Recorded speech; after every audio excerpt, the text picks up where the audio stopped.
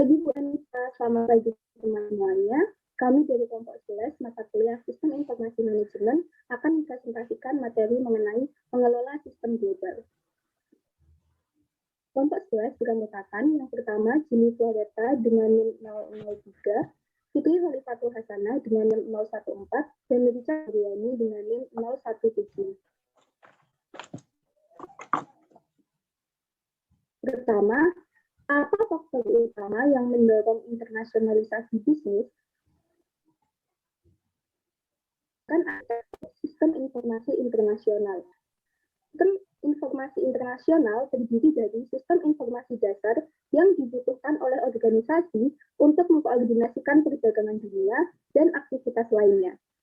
Strategi dasar yang harus diikuti dalam membangun sistem internasional adalah dengan memahami lingkungan global tempat perusahaan beroperasi, seperti kekuatan pasar secara menyeluruh dan faktor penggerak bisnis. Berikut merupakan arsitektur sistem informasi internasional.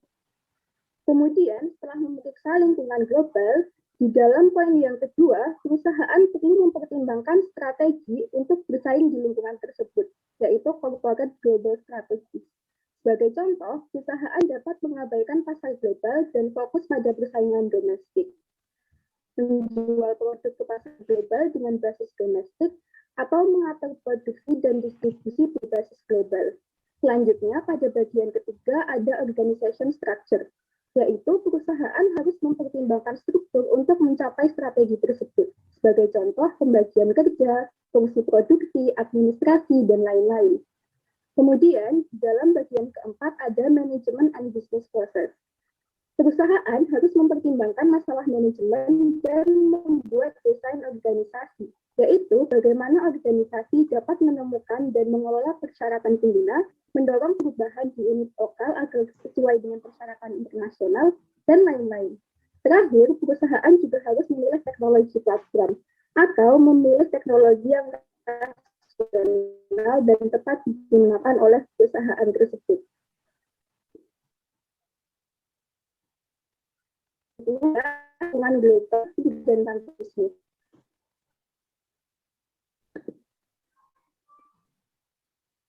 Yang kita mengenai faktor the global environment, business drivers, and challenges.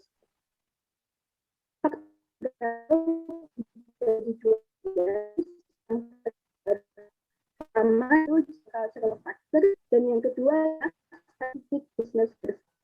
General cultural factor telah mendorong internasionalisasi sejak Perang Dunia Kedua. Informasi, komunikasi, dan teknologi transportasi telah menciptakan kampung global di mana komunikasi antar negara menjadi semakin mudah dan biaya perpindahan barang dan jasa semakin murah. Keberadaan kampung global membawa dampak lain, yaitu adanya budaya global yang tersebar melalui internet, televisi, dan media lain yang dibagikan secara global. Fenomena ini membuat masyarakat dari budaya yang berbeda membentuk ekspektasi yang sama mengenai apa yang benar dan salah, apa yang diinginkan dan tidak diinginkan, dan lain-lain. Faktor penggerak terakhir adalah adanya perkembangan pendidikan atau global knowledge base. Industri dan juga sains di banyak negara dunia ketiga setelah akhir Perang Dunia seperti di negara Amerika Latin, Cina, Asia Timur, Eropa Timur, dan lain sebagainya. Faktor-faktor inilah yang kemudian membentuk pasar global, yaitu konsumen global yang tertarik pada produk yang sama yang disetujui secara budaya. Contoh dari produk global tersebut seperti Coca-Cola, American Snickers, dan masih banyak.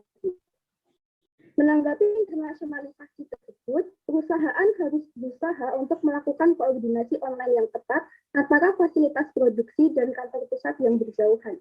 Sistem produksi, akuntansi, pemasaran, pengelolaan sumber daya manusia, dan pengembangan sistem dapat dikoordinasikan dalam skala global.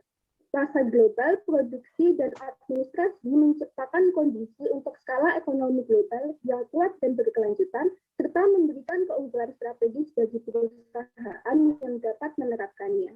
Namun, tidak semua industri terpengaruh oleh hal ini.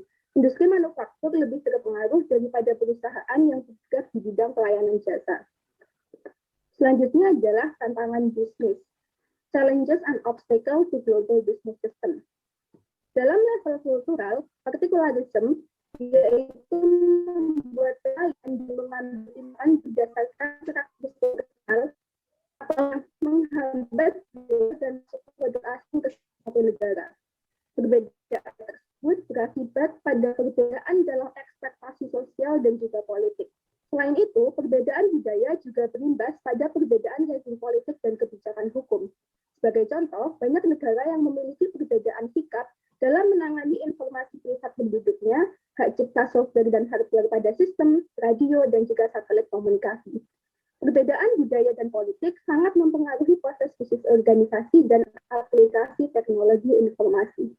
Sejumlah hambatan khusus muncul dari perbedaan budaya secara umum, mulai dari kekuatan jaringan telepon, seperti yang disebutkan dalam tabel statistik mengenai reliability, kemudian kekurangan konsultan yang terampil, perbedaan pada sistem akuntansi, perbedaan bahasa, hingga fluktuasi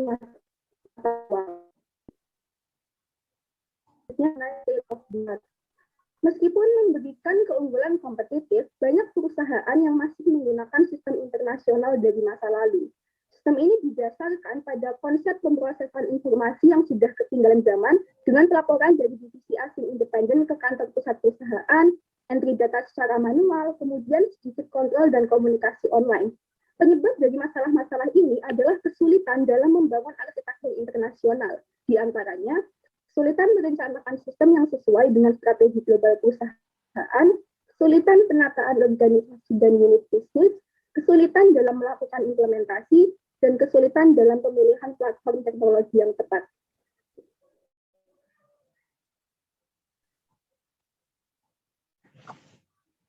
Oke, akan saya ambil alih.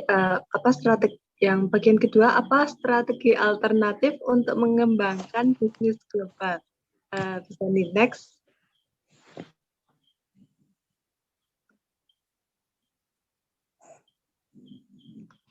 Strategi global dan organisasi bisnis. Diketahui terdapat 4 strategi global yang membentuk dasar untuk struktur organisasi perusahaan global, yaitu eksportir domestik, multinasional, franchiser atau waralaba, dan transnasional. Selanjutnya ada 3 struktur organisasi atau tata kelola dalam perusahaan ini, yaitu terpusat yang berarti berada di negara asal, terdesentralisasi yaitu untuk unit asing lokal, dan terkoordinasi yang berarti semua unit berpartisipasi secara setara. Jenis pola tata kelola lainnya dapat diamati dalam perusahaan tertentu, misalnya dominasi otoriter oleh satu unit, konfederasi yang setara, struktur federal yang menyeimbangkan kekuatan di antara unit strategis, dan sebagainya. Next.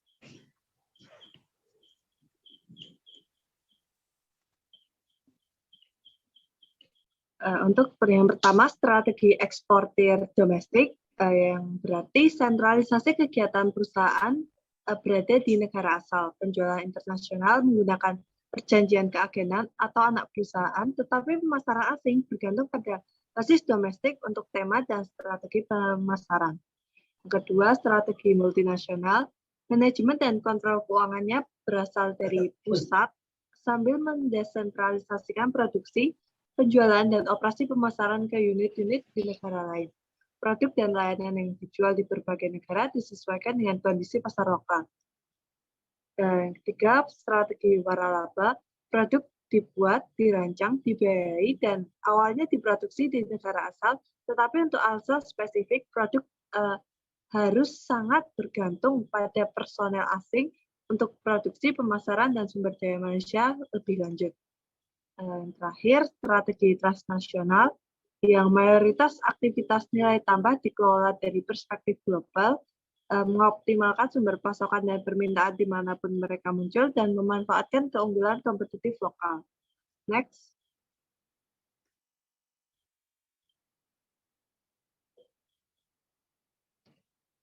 Sistem global untuk menyesuaikan strategi. Teknologi informasi dan peningkatan dalam telekomunikasi global memberikan fleksibilitas untuk membentuk strategi global mereka. Konfigurasi, manajemen, dan pengembangan sistem cenderung mengikuti strategi global yang dipilih. Yang dimaksud sistem adalah rangkaian lengkap aktivitas yang terlibat dalam membangun, mengoperasikan sistem informasi yang terdiri dari konsepsi dan penyelarasan dengan rencana bisnis strategis, pengembangan sistem, serta pengoperasian dan pemeliharaan yang berkelanjutan. Terdapat 4 jenis konfigurasi sistem. Yang pertama, sistem sentralisasi atau terpusat, yaitu di mana pengembangan dan pengoperasian sistem terjadi secara total di home base domestik. Sistem duplikasi, yaitu sistem di mana pengembangan terjadi di pangkalan, tetapi operasi diserahkan kepada unit otonom di lokasi asing. Yang ketiga, sistem terdesentralisasi, yaitu sistem di mana setiap unit asing merancang solusi dan sistemnya memiliki keunikan tersendiri.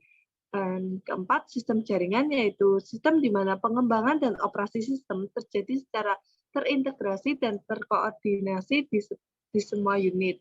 Next.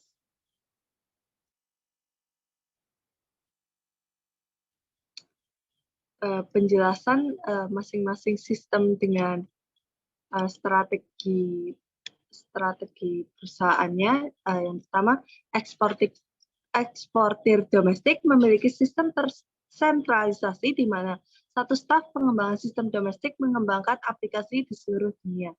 Perusahaan multinasional menggunakan desentralisasi dengan unit asing merancang solusi sistem berdasarkan kebutuhan lokal dengan sedikit jika ada aplikasi yang sama dengan kantor pusat. Pewaralaba mengembangkan sistem tunggal yang biasanya berada di pangkalan, kemudian mereplikasinya di seluruh dunia. Terakhir, perusahaan transnasional menggunakan sistem jaringan yang solid untuk pengembangan dan sistem operasi. Next.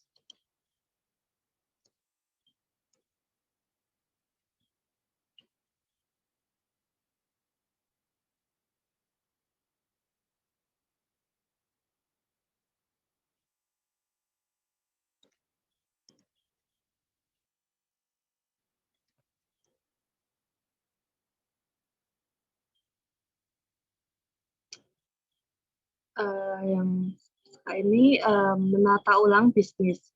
Perusahaan perlu mengikuti prinsip-prinsip ini dalam mengembangkan perusahaan global dan struktur pendukung sistem informasi dalam skala internasional. Yang pertama, mengatur kegiatan nilai tambah di sepanjang garis keunggulan komparatif. Misal, fungsi pemasaran dan penjualan harus ditempatkan di tempat yang paling baik untuk dilakukan dengan biaya terendah dengan dampak maksimum. Begitu juga dengan produksi, keuangan, sumber daya manusia, dan sistem informasi. Yang kedua, mengembangkan dan mengoperasikan unit setiap tingkat aktivitas perusahaan, baik itu regional, nasional, dan internasional.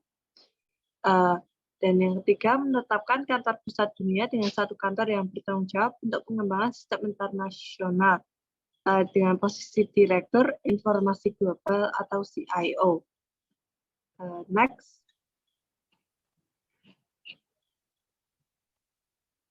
Pembahasan yang ketiga yaitu mengenai apa tantangan sistem informasi global dan solusi manajemennya. Next.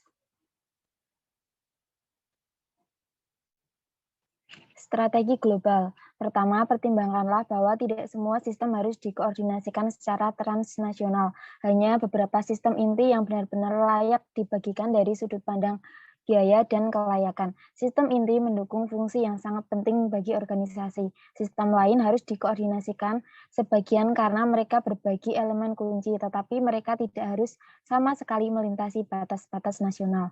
Untuk sistem seperti itu, banyak variasi lokal yang mungkin dan diinginkan. Kelompok sistem terakhir adalah periferal, benar-benar provinsional dan tidak perlu hanya untuk memenuhi kebutuhan lokal. Next.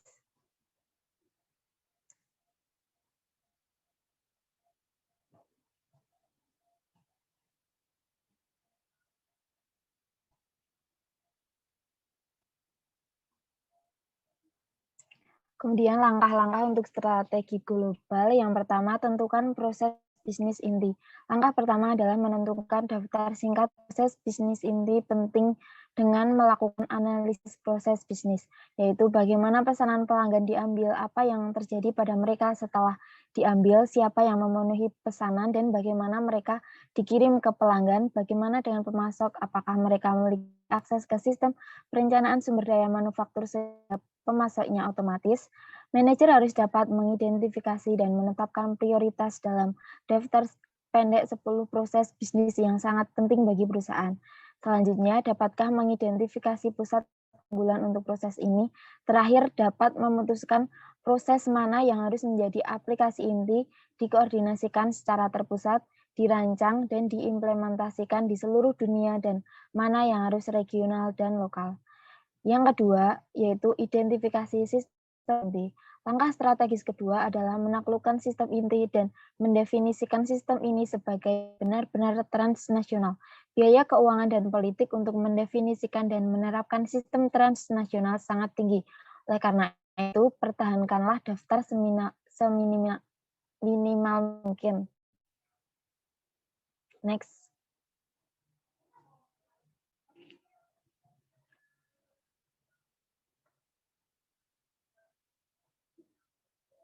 Yang ketiga, pilihlah pendekatan incremental grand design evolutionary. Pendekatan alternatif adalah mengembangkan aplikasi transnasional secara bertahap. Dari aplikasi yang ada dengan visi yang tepat dan jelas tentang kemampuan transnasional yang harus dimiliki organisasi dalam 5 tahun. Ini kadang-kadang disebut sebagai strategi salami atau sepotong demi sepotong. Yang keempat, jadikan manfaatnya jelas. Sejak awal, manajemen senior di kantor pusat dan manajemen divisi asing sangat penting untuk memahami dengan jelas manfaat yang akan diperoleh perusahaan maupun unit individu.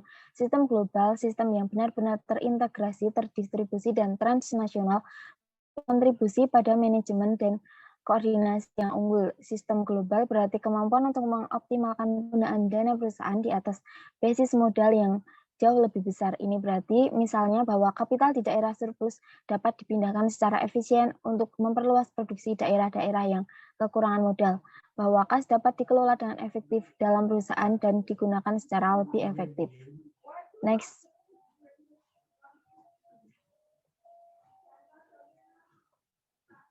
Tantangan dan solusi sistem manajemen global.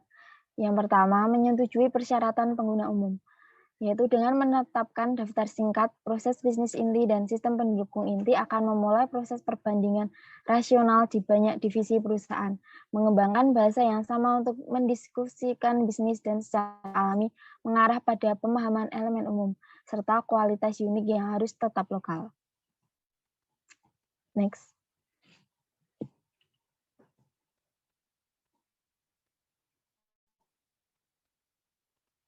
Yang kedua, memperkenalkan perubahan dalam proses bisnis. Keberhasilan sebagai agen perubahan akan bergantung pada legitimasi otoritas manajer dan kemampuan untuk melibatkan pengguna dalam proses desain perubahan. Legitimasi didefinisikan sebagai sejauh mana otoritas diterima atas dasar kompetensi, visi, dan kualitas lainnya. Pemilihan strategi perubahan yang layak yang didefinisikan sebagai evolusioner, tetapi dengan visi akan membantu meyakinkan orang lain bahwa perubahan itu layak dan diinginkan. Melibatkan orang dalam perubahan, meyakinkan mereka bahwa perubahan adalah demi kepentingan terbaik perusahaan dan unit lokal mereka adalah taktik yang utama. Next.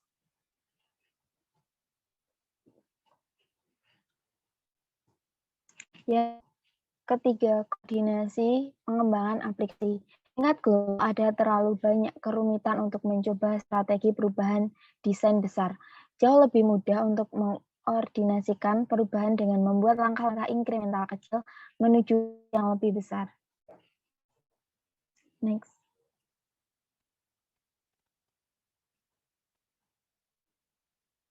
Keempat, mengkoordinasikan rilis perangkat lunak. Perusahaan dapat melembagakan prosedur untuk memastikan bahwa semua unit operasi mengonversi ke pembaruan perangkat lunak baru pada saat yang sama, sehingga perangkat lunak semua orang kompatibel. Next.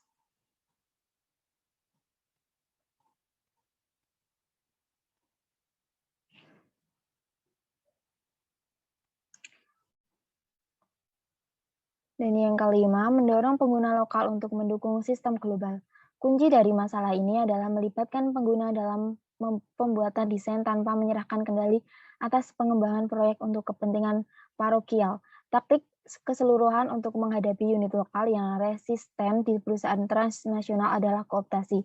Kooptasi sendiri didefinisikan sebagai membawa oposisi ke dalam proses dan mengimplementasikan solusi tanpa melepas kendali atas arah dan sifat perubahan.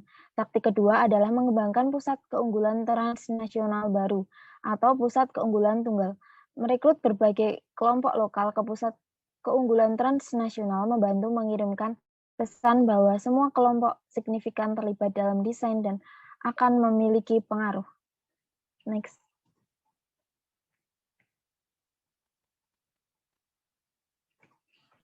Selanjutnya mengenai apa masalah teknis dan teknisnya, alternatif yang harus dipertimbangkan ketika mengembangkan informasi internasional global. Next.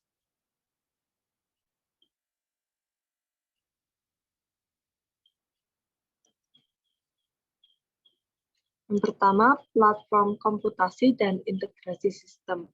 Salah satu bagian terpenting dari globalisasi adalah pengembangan set sistem informasi transnasional yang menantang konsep sistem inti dan bagaimana sistem inti baru akan cocok dengan rangkaian aplikasi yang ada yang dikembangkan oleh orang yang bekerja sama bersama melalui perangkat keras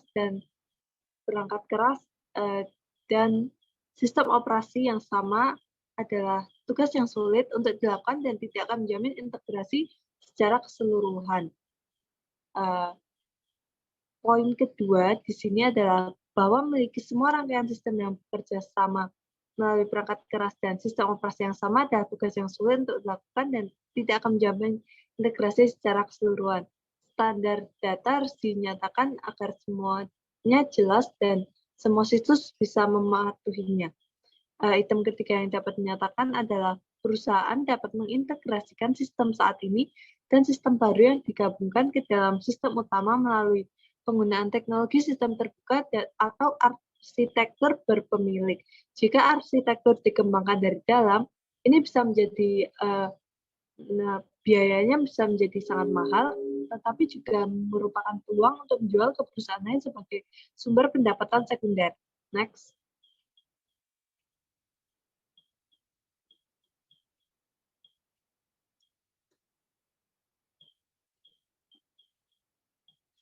Konektivitas. Yang kedua, konektivitas yaitu kemampuan untuk terhubung pada waktu tertentu. Sistem harus terhubung bersama dan orang-orang dari perusahaan global harus memiliki satu jaringan terintegrasi yang kompleks untuk mengirimkan data, panggilan telepon, dan transmisi gambar. Perhatikan bahwa sangat sedikit perusahaan yang memiliki jaringan pribadi dan tema umumnya adalah jaringan pribadi virtual atau VPN adalah pilihan digunakan dalam bisnis global yang khas. Tantangan juga dapat muncul di tempat-tempat di mana mereka mungkin sedikit atau tidak ada layanan internet. Infrastruktur sangat mungkin harus dibangun dari bawah. Yang ketiga, lokalisasi perangkat lunak. Yaitu fakta bahwa perangkat lunak harus mematuhi orang-orang lokal yang akan menggunakannya.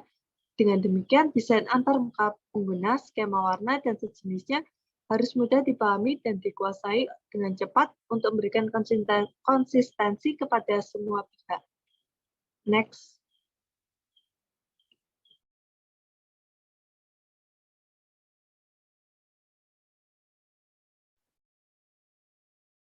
Baik, sekian presentasi dari kelompok 11. Kurang lebihnya kami mohon maaf. Wassalamualaikum warahmatullahi wabarakatuh.